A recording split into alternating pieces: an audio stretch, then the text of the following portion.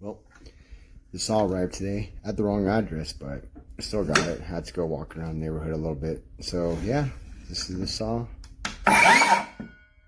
Came with the blade. Came with this little sawdust blower thingamabobber. Came with the battery.